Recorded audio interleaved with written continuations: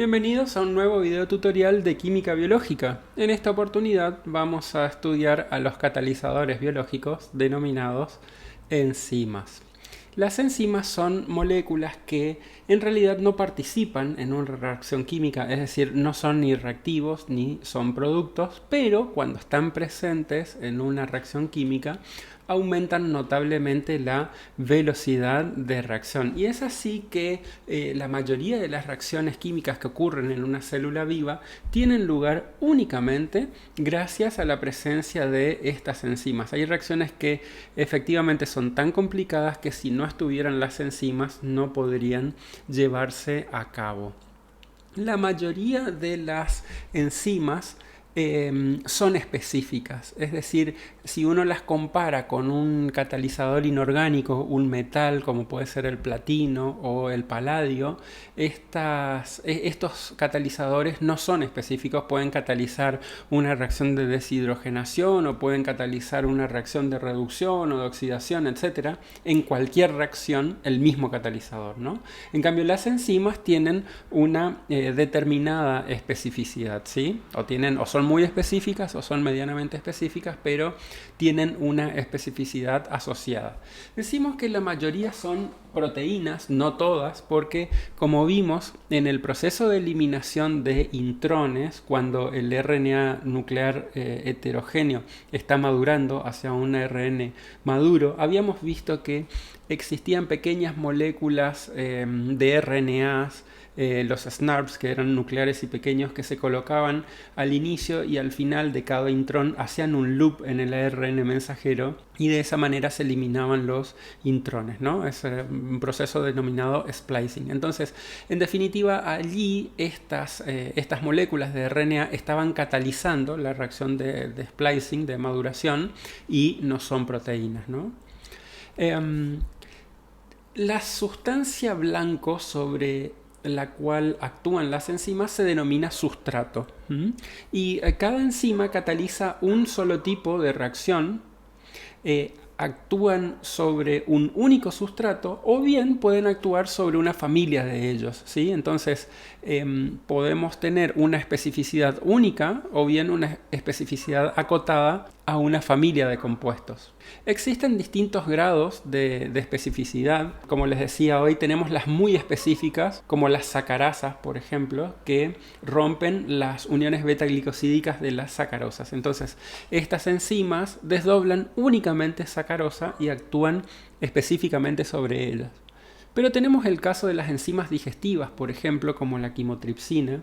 Es una enzima que ahora más adelante vamos a ver el mecanismo de acción, pero en el proceso de digestión, por ejemplo, no se requiere que la especificidad sea única, ¿no?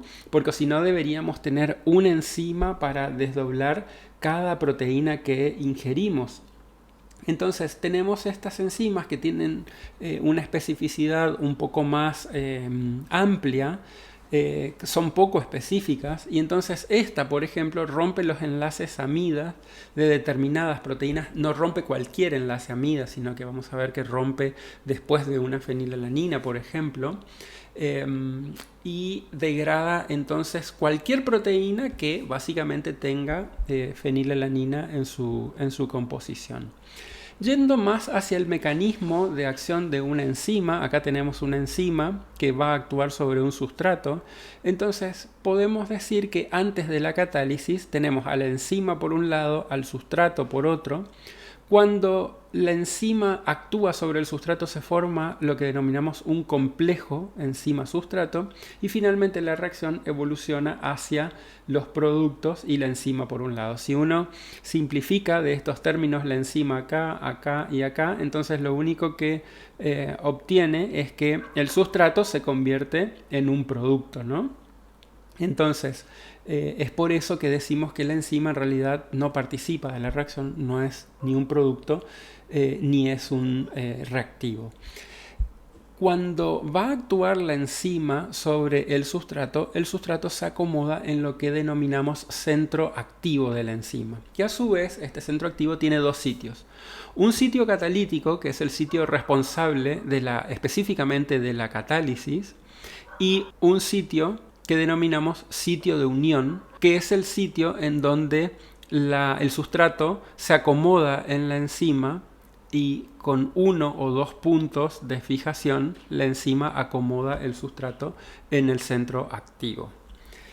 Una enzima por sí misma no puede llevar a cabo una reacción, sino que su función es la de modificar la velocidad de la reacción. Generalmente aceleran la velocidad de reacción. Podemos tener también enzimas que retardan una reacción, ¿no? Aunque son un poco más raras. ¿Cómo lo hacen? Disminuyendo lo que denominamos energía de activación, que es la energía necesaria para convertir los reactivos en productos. Seguramente esto habrán visto en química general. Habrán visto que esta, por ejemplo, es la energía que tienen los reactivos, ¿no? Por ejemplo, en este caso vamos a ver la descomposición del agua oxigenada en agua y oxígeno.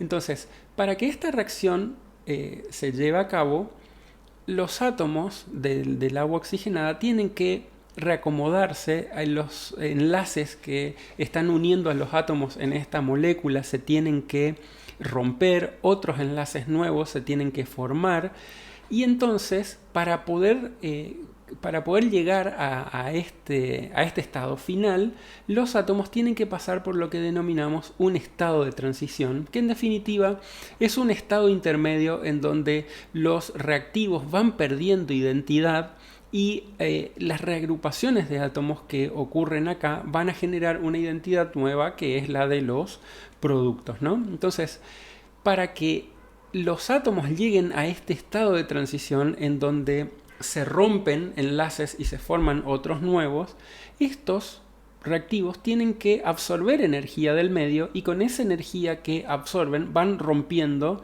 los enlaces que los mantenían unidos, ¿no? Por eso es que la energía aumenta muchísimo, llegan a este punto en donde no se sabe qué tenemos y finalmente evolucionan hacia la formación de productos. Para poder llegar a este estado, estos átomos tuvieron que absorber esta energía, que denominamos energía de activación, y es la energía que tienen que ganar estos átomos para poder evolucionar hacia la formación de productos. ¿Qué hace una enzima? Una enzima lo que hace es acomodar estos átomos en el centro activo de manera de poder inferir o actuar catalíticamente sobre aquellos enlaces que tiene que romper y gestionar la formación de nuevos enlaces para que aparezcan los productos, ¿no? Entonces, como hay alguien, y ese alguien es la enzima que gestiona el acomodamiento de todos esos átomos para formar los productos, no hace falta que estos átomos de reactivos ganen o absorban tanta energía como para llegar a un estado de transición. Entonces, fíjense que en definitiva lo que hizo la enzima fue disminuir enormemente la energía de activación, porque ya les digo, no hace falta que estos átomos adquieran tanta energía como para que aleatoriamente encuentren la orientación adecuada como para poder chocar y reaccionar, sino que hay alguien que está haciendo eso específicamente, ¿no? Y ese alguien es la enzima. Por eso esta es el mecanismo o el camino que sigue la reacción química catalizada por una enzima. Fíjense que ahora la energía de activación es solamente esto y no todo esto.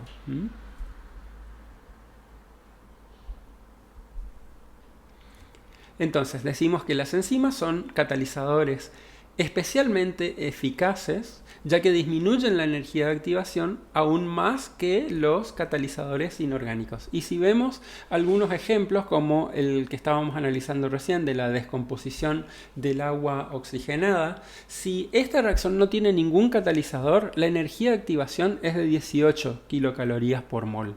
Si utilizamos ahora un catalizador inorgánico como el platino, por ejemplo, la energía de activación ya baja un poco de 18 a 12 kilocalorías por mol. Pero si usamos a la catalasa, que es una enzima que se encuentra en los peroxisomas, que son unos organitos, unas organelas específicas citoplasmáticas que descomponen el agua oxigenada, porque el agua oxigenada es un tóxico y si eventualmente se llega a formar en la célula, entonces la célula tiene que descomponerla inmediatamente para no morirse. Entonces tenemos estos peroxisomas que tienen catalasa, ¿sí? Entonces, para que efectivamente se descomponga el agua oxigenada y eso se haga rápidamente, tenemos una enzima que cataliza esa descomposición. Y fíjense, la energía de activación es 1/3 de esta, ¿no? Como la energía de activación es mucho más baja, entonces, teniendo en cuenta otros parámetros cinéticos, se puede calcular que la velocidad de reacción se acelera 370.000 veces. En comparación con la reacción sin catalizar. Y el platino acelera 20.000 veces la velocidad de reacción. O sea, esta disminución de la energía de activación en términos termodinámicos se traduce en términos cinéticos como esta aceleración de la velocidad de la reacción. Profundizando un poquito lo que es el modo de acción de una enzima, y considerando los conceptos anteriores que veníamos discutiendo, podemos resumir en 2 conceptos. Que la enzima, para poder actuar, lo que hace es infiere sobre la energía de la reacción, esto ya consideramos al hablar de la energía de activación, y también sobre la orientación adecuada. Es decir, en una reacción química, para que una reacción química se lleve a cabo, los reactivos de la reacción tienen que chocar, y cuando chocan tienen que hacerlo con la energía adecuada y con la orientación adecuada. Entonces, una vez que haya un choque con estas 2 condiciones, se habla de un choque efectivo. ¿Qué hace una enzima? Si no tuviéramos la acción de una enzima, los reactivos tienen que estar chocando mucho todo el tiempo para que alguno de esos choques se dé con la orientación adecuada y con la energía adecuada. Únicamente en esos choques es que los reactivos se transforman en productos. Cuando uno no tiene un catalizador, aumenta la temperatura de la reacción, y eso significa calentar, por ejemplo, el tubo en donde se está produciendo la reacción, y entonces de esa manera aumenta la energía cinética de todas las moléculas de los reactivos, y también con eso aumenta la probabilidad de choque para que algunos de esos choques sean efectivos y finalmente los reactivos se transformen en productos. Cuando tenemos la acción de una enzima, no hace falta calentar, porque la enzima baja la energía de activación y por otro lado acomoda los reactivos de manera que tengan la orientación adecuada para que los choques sean efectivos y entonces se produzca la formación de productos, ¿no? Entonces, de esta manera aumenta la probabilidad de choques efectivos, ¿sí? Porque ya les digo, orienta a los reactivos efectivamente y modifica las propiedades químicas del sustrato porque actúa directamente sobre la formación de los enlaces, destruye los antiguos y facilita la formación de los nuevos, ¿no? Viendo el caso de la quimotripsina, este es un caso muy interesante porque la quimotripsina es una enzima bastante grande y representamos la estructura terciaria y cuaternaria de la enzima con suponemos que esto que vemos en marrón es el cuerpo de la enzima, es la estructura conformacional o terciaria de la enzima, y tiene como sitio de unión un bolsillo que está formado por aminoácidos hidrofóbicos que forman uniones por interacción hidrofóbica con el grupo fenilo de una fenilalanina, por ejemplo, ¿no? Después de esa fenilalanina, o sea, si este es el aminoácido 50, supongamos, esta es la unión peptídica que se va a formar entre el aminoácido 50 y el aminoácido 51, ¿sí? Entonces, después de esta fenilalanina, la quimotripsina va a gestionar la ruptura de este enlace. Para ello, la enzima tiene en la posición 195 una serina, recordarán del tema de aminoácidos y péptidos, que la serina tiene un oxidrilo en la cadena R, ¿no? En la cadena lateral. Cuando la enzima no está unida al sustrato, este oxidrilo está formando un puente de hidrógeno con el grupo imidazol de una histidina que está en posición 57. Fíjense que están alejados estos aminoácidos en la estructura primaria, pero están cerca en la estructura terciaria. Y a su vez, el otro nitrógeno imidazol de esta histidina está formando otro puente de hidrógeno con un aspartico de la posición 102. Cuando ingresa el sustrato, lo que ocurre es que este nitrógeno se queda con el hidrógeno del oxidrilo de la serina, y entonces este oxígeno con este par de enlaces ataca a este carbono. Entonces este doble enlace, estos electrones de este enlace se posicionan sobre el oxígeno, esto adquiere una carga negativa, y sobre esta carga positiva que ocurrió en este carbono es donde este electrón se acomoda y se forma un enlace como se ve acá. Entonces tenemos el protón del oxidrilo queda ahora sobre este imidazol y carga positivamente a esta histidina, y la carga negativa queda sobre el oxígeno de este grupo carbonilo de la unión peptídica que se va a romper. En la próxima etapa lo que ocurre es que este doble enlace vuelve sobre el carbono. Entonces para eso este enlace se tiene que romper, porque si no el carbono sería pentavalente y el carbono es tetravalente. Entonces este electrón se vuelve a formar el doble enlace y se rompe acá la molécula.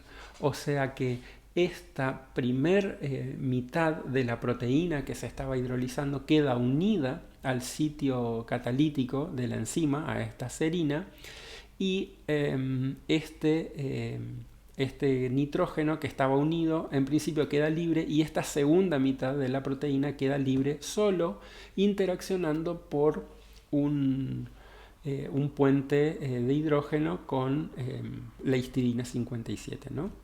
En la siguiente etapa lo que ocurre es que finalmente esta parte del péptido queda libre y se va, y entonces ahora una molécula de agua rompe esta unión éster que se dio entre el oxidrilo de la serina y el grupo carbonilo de lo que era parte de la unión peptídica de la proteína que se estaba rompiendo, ¿no?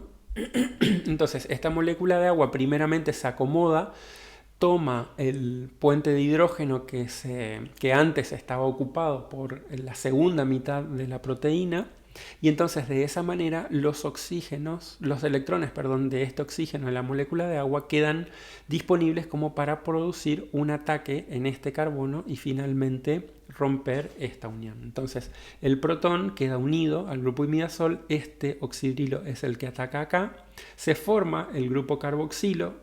Momentáneamente tenemos acá este carbono unido al oxidrilo de la serina, pero lo que ocurre en la próxima reacción es que este enlace vuelve y forma un enlace con el protón de este nitrógeno imidazol, y entonces de esa manera este carbono forma un carboxilato, ¿sí? Y se forma otro péptido, ¿no? O sea, se libera el péptido. Entonces fíjense que lo que hizo la enzima en realidad fue cambiar el mecanismo de la reacción. Si no estuviese la enzima, ¿qué hubiera pasado para que esta proteína se rompa? Bueno, una molécula de agua tendría que romper esta unión amida, y eso ocurre calentando a la proteína en un entorno acuoso, e incluso se puede facilitar agregando unas gotitas de ácido, o sea, hacer una catálisis ácida inorgánica como para que esta rotura tenga lugar más rápido, ¿no? Pero uno tiene que calentar la proteína a 120 grados durante 1 hora, por ejemplo, para que las uniones amidas, las uniones peptídicas se rompan, ¿no? Cuando interviene una enzima, la enzima en definitiva termina cambiando el mecanismo de la reacción, porque ahora ya no es la hidrólisis de una unión peptídica, sino que la hidrólisis se da rompiendo una unión éster del carboxilo y del oxidrilo de la serina. Entonces hubo un cambio de mecanismo de la hidrólisis de una unión peptídica, de una unión amida, a la hidrólisis de una unión éster. Entonces, de esta manera, cambiando el mecanismo de la reacción, la enzima logra bajar la energía de activación y es por esto que la proteína se termina rompiendo. Hay dos modelos que tratan de explicar elegantemente, por decirlo de algún modo, esta especificidad que tienen las enzimas por sus sustratos. El modelo más antiguo es el modelo de la llave cerradura, que explica que la estructura del sustrato y el centro activo de la enzima tienen formas complementarias. Entonces, eso explica por qué cada enzima es específica de su sustrato, pero bueno, no aplica para todos los casos. Sí para muchos casos, pero no para todos los casos. O sea, no siempre es correcto pensar que una enzima tiene una estructura estérica complementaria exactamente adaptada a la del sustrato, ¿no? Hay otro modelo que es el modelo del ajuste inducido que si se compara con el modelo de la llave de cerradura, este modelo dice que en realidad lo que ocurre es que cuando la enzima se aproxima a su sustrato hay un cambio conformacional en el centro activo, de manera que este centro activo se haga mucho más idóneo, más específico hacia el sustrato que va a atacar. Y entonces para eso se requiere un cambio conformacional por parte de la enzima. Entonces fíjense que acá en este esquema la enzima tiene esta forma, pero cuando se pega al sustrato tiene esta otra forma, ¿no? Finalmente cataliza la ruptura, en este caso, o la fragmentación de un sustrato, dando dos productos, y entonces la enzima, cuando se separa de su sustrato, vuelve a la estructura conformacional que tenía antes de la catálisis, ¿no? Bueno, estos son modelos que, en definitiva, tratan de explicar cómo una enzima produce la catálisis. ¿Cómo se nombran a las enzimas? Bueno, si uno hace una perspectiva histórica de cómo fue pasando la nomenclatura de las enzimas a lo largo del tiempo,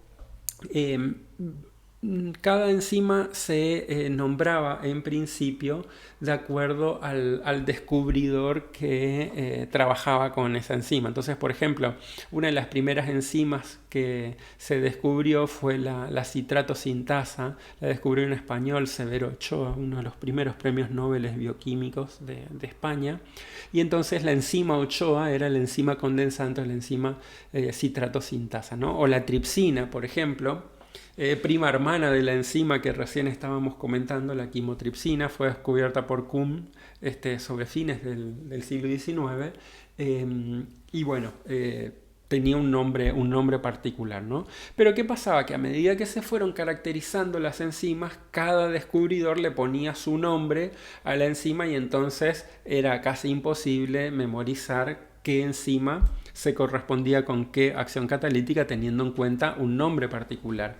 Entonces se empezó a usar lo que hasta hoy creo que es válido, el nombre sistemático de la enzima, que consta básicamente de tres partes. Es nombrar al sustrato y al tipo de reacción que la enzima cataliza con una terminación asa.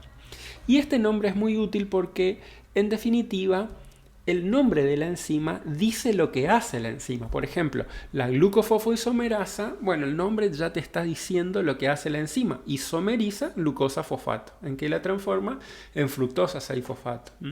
Entonces, digamos, cuando uno quiere considerar el producto de la catálisis, ya el nombre no es tan útil. Pero bueno, en principio, si uno ve glucosa fosfoisomerasa, sabe que lo que hace la enzima es isomerizar glucosa fosfato, ¿no? Dependerá de qué tipo de sustrato se tiene, uno puede predecir el tipo de producto que va a dar la catálisis. O también puede ocurrir que en la hidrólisis de un sustrato, por ejemplo, el segundo nombre se omite. Por ejemplo, la lactasa produce la hidrólisis de lactosa. Bueno, ya saben qué ocurre cuando se hidroliza la lactosa, qué dos tipos de monosacáridos se va a tener. Eso se omite en el nombre de la enzima, pero bueno, uno ya sabe que la lactasa, por ejemplo, es una enzima que va a catalizar la hidrólisis de lactosa. Hoy, actualmente, el nombre correcto que se utiliza para una enzima viene dado por un código numérico que lo asigna una Comisión Internacional de Enzimas. Este código tiene 4 números. El primer número indica ¿A qué clase pertenece la enzima? Hay 6 clases, ahora ya vamos a ver. El segundo se refiere a una subclase. Y el tercero y el cuarto designan subclases, que bueno, esto ya es muy específico, ¿no? Yo les voy a pedir que sepan el primer número y el segundo número. Para eso les voy a mostrar un video a continuación. Entonces acá tenemos un ejemplo, la ATP glucofosfotransferasa, también conocida como glucoquinasa, es una enzima que cataliza la transferencia de un grupo fosfato del ATP a la glucosa, ¿no? Entonces da como producto glucosa-fosfato. Bueno, esto pertenece a la subclase 2, transferasas, y es una enzima fosfotransferasa, porque lo que transfiere es un grupo fosfato. Después, los otros 2 números que vienen, bueno, pertenecen a subclases, como les decía. Uno se da en aquellas fosfotransferasas que lo que transfieren es un grupo oxidrilo, ¿no? Como aceptor. Que se está transfiriendo, perdón, un grupo fosfato. ¿A dónde se transfiere? A un oxidrilo. Y el último número indica que el grupo oxidrilo de la D-glucosa es el receptor de un fosfato. Bueno, estos, como les decía, son ya números muy específicos. Para ver si volvemos a los distintos tipos de nomenclaturas que tenemos y comparamos, por ejemplo, la citrato sintasa, la enzima de Ochoa, el nombre común que tiene es este. El nombre sistemático es una acetil-CoA oxalacetato acetiltransferasa. Acá tenemos los sustratos, el tipo de reacción, la transferencia de un grupo acetilo, con la terminación asa. Y este es el nombre de la comisión de enzimas en donde tenemos el subgrupo, la subclase, la subclase y el orden.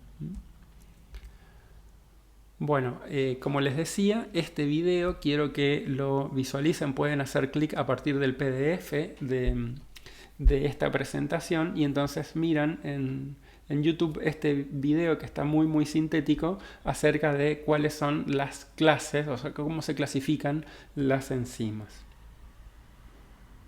Bueno, también podemos tener distintos factores que actúan sobre la actividad enzimática y por ende tienen inferencia sobre la velocidad de reacción o la velocidad de catálisis que una dada reacción química pueden tener.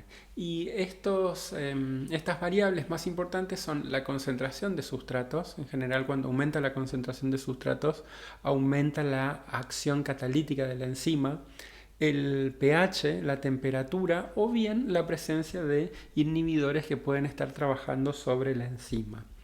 Viendo muy sintéticamente esto, si uno grafica la actividad de la enzima en función de la concentración de sustrato, es decir, la velocidad de catálisis, que es una medida de la actividad de la enzima en función de la concentración de sustrato, uno puede ver que a concentraciones bajas de sustrato hay grandes variaciones de la velocidad de la enzima, ¿no? Entonces, en toda esta zona, pequeñas concentraciones o pequeñas variaciones en las concentraciones de sustrato se manifiestan con grandes cambios de la velocidad. Hay una porción que es más bien lineal de la velocidad de catálisis y después tenemos otra zona de la curva en donde la curva se aplana y fíjense que a grandes concentraciones de sustratos, por más que yo siga aumentando la cantidad de sustrato, la velocidad de catálisis es más o menos la misma y entonces llegamos a lo que denominamos velocidad máxima de catálisis. Entonces, por más que yo siga aumentando la concentración de sustrato, la velocidad de la enzima es más o menos la misma. Esto se explica esquemáticamente de esta manera, ¿no? En esta zona de la curva lo que ocurre es esto, que yo tengo suficiente enzima como para que si aumento la concentración de sustratos, en este caso las partículas amarillas, las enzimas que no estaban trabajando pueden ponerse a trabajar y entonces de esa manera aumenta la velocidad de catálisis. Pero cuando ya llegamos a esta zona, por más que yo siga aumentando las partículas amarillas, la velocidad de catálisis no aumenta. Si yo quiero aumentar la velocidad de catálisis, lo que tengo que hacer es aumentar la concentración de la enzima. Bien, solamente eso vemos con respecto a la concentración de sustratos. Entonces, en general, cuando aumenta la concentración de sustrato, aumenta la velocidad de catálisis. El pH. Recordemos que la mayoría de las enzimas son proteínas y como tales tienen un punto isoeléctrico, es decir, un punto de pH en el que la suma total de las cargas es cero, ¿no? La suma neta. ¿Qué quiere decir con esto? Que en función del pH al cual estemos considerando, las cadenas laterales de los aminoácidos que forman parte de la proteína, es decir, sus grupos carboxilos, sus grupos aminos, los grupos carboxilos extra que tienen los aminoácidos ácidos, los grupos amino extras que tienen los aminoácidos básicos, los grupos tioles, los oxidrilos, etc., pueden actuar eventualmente como ácidos o como bases en función del pH en el que esa enzima esté trabajando. Entonces, cambios en el pH pueden provocar cambios conformacionales de la proteína, ¿no? Entonces, si uno grafica la velocidad de catálisis en función del pH, vamos a ver que las distintas enzimas, estas son curvas de velocidad de catálisis que corresponden a diferentes enzimas, todas tienen un pH óptimo de trabajo, es decir, el pH al cual la velocidad de catálisis es máxima. Entonces, cada enzima tendrá un pH óptimo de trabajo. Y la temperatura es más o menos igual, existe una temperatura óptima para la cual la enzima tiene una actividad máxima de catálisis, considerando que cerca de las temperaturas de congelación o las temperaturas bajas, la velocidad de catálisis será mínima y por arriba de los 50 grados, ya la mayoría de las proteínas se desnaturalizan, ¿no? Entonces, como se desnaturalizan las proteínas, también disminuye la velocidad de catálisis de las enzimas. Salvo enzimas muy particulares, como por ejemplo las polimerasas de los ácidos nucleicos de las bacterias que viven en las aguas termales, por ejemplo, las bacterias termófilas. Esas bacterias tienen enzimas que pueden trabajar a los 80 grados, a los 95 grados, por ejemplo, como el caso del Thermophilus aquaticus, que es una bacteria de la cual se saca una polimerasa, que es la que se utiliza en biología molecular en las reacciones de PCR. Con el pH pasa algo similar, tenemos un pH óptimo y por debajo de ese pH o por arriba de ese pH, en los extremos de trabajo, la proteína se puede desnaturalizar porque ya habíamos visto que las proteínas se desnaturalizan en pHs extremos. Entonces, la temperatura, por supuesto, influye como en cualquier reacción, aumentando la energía cinética de las moléculas, ya sean de los reactivos o, bueno, inclusive después de la catálisis en los productos, ¿no? Aumentando el número de choques. Algunos de ellos serán efectivos y entonces la reacción se modificará, ¿no? En general, las temperaturas aumentan las velocidades de reacción. Pero bueno, si además de eso tenemos una enzima que está trabajando en un rango óptimo, entonces tenemos las dos cosas que trabajan en el mismo sentido. Otra cosa que puede frenar una velocidad de catálisis, una reacción, es la acción de los inhibidores. Tenemos dos tipos de inhibidores, los irreversibles, que son aquellos que se pegan o se unen covalentemente a la enzima, anulando su actividad catalítica y entonces destruyen a las enzimas, y otros inhibidores que se denominan reversibles, que se unen a la enzima pero lo hacen con enlaces débiles y entonces pueden impedir temporalmente la acción de la enzima, pero si eventualmente se retiran del sistema, entonces la enzima sigue trabajando. Estos inhibidores reversibles causan básicamente dos tipos de inhibición. La inhibición competitiva, que es cuando el inhibidor se fija al centro activo de la enzima, o bien una inhibición no competitiva cuando se unen a un lugar diferente del sitio activo, ¿no? Y ahí, ya les digo, las principales son estas dos, pero tenemos una tercera opción que es la inhibición anticompetitiva, cuando el inhibidor se fija únicamente a ese estado intermedio que habíamos visto al comienzo de la clase, ese estado intermedio que se denomina complejo enzima-sustrato. Entonces acá tenemos en los inhibidores reversibles el sustrato, el inhibidor, el sitio activo de la enzima. Entonces acá vemos cómo hay una inhibición competitiva porque hay una competencia entre el sustrato y el inhibidor. Obviamente que entre el sustrato y el inhibidor hay una similitud química muy grande que está centrada, por ejemplo, en este esquema, en esta parte de la molécula, ¿no? Lo mismo para la inhibición no competitiva. Acá tenemos el sitio activo, el sustrato, el inhibidor, y entonces el inhibidor se pega a otro lado, ¿no? de la enzima. También tenemos una regulación que viene dada por otras moléculas externas a la enzima, que son los denominados moduladores alostéricos. No todas las enzimas tienen este tipo de regulación, sino que se denominan enzimas alostéricas. También tenemos formas alternativas de una dada enzima, por ejemplo, la creatinfosfoquinasa o la lactato deshidrogenasa. Son enzimas que comparten la característica común de catalizar la misma reacción, pero tienen distinto origen, distinta procedencia, se sintetizan en diferentes tejidos.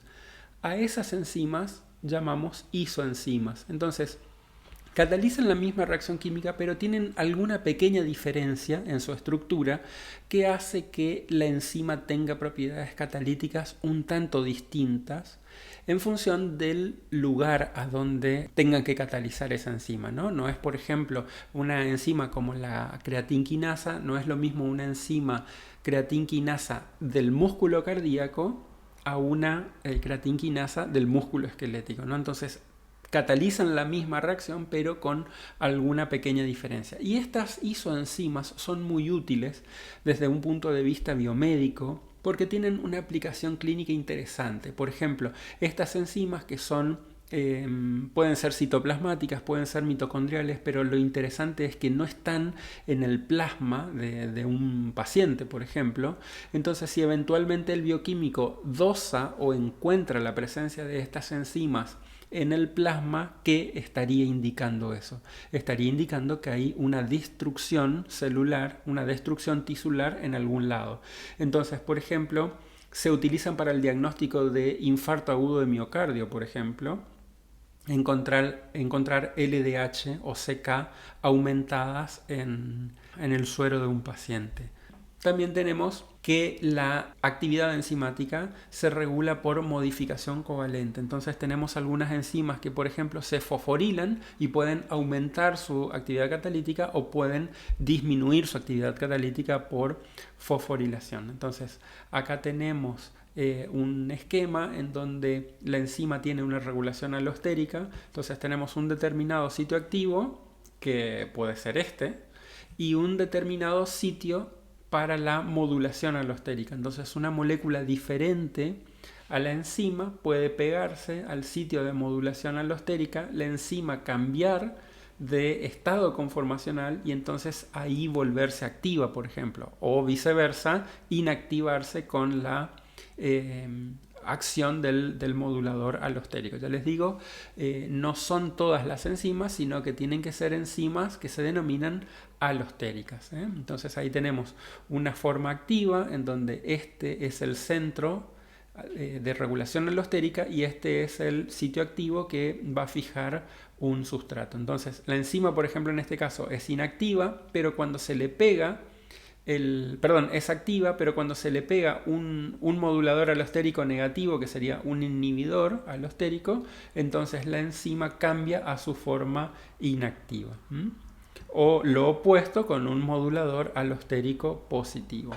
La idea es que el modulador alostérico produce un cambio conformacional que tiene implicancias sobre la actividad catalítica de la enzima. Como les decía, las isoenzimas son formas diferentes de una misma enzima consecuencia de aminoácidos distintas, muy similares, ¿no? Pero no idénticas. Entonces, en esas pequeñas diferencias es que tenemos cambios en la actividad catalítica de la enzima. Pero las enzimas catalizan la misma reacción química, ¿no? Bueno, con esto finalizamos este tema de enzimas.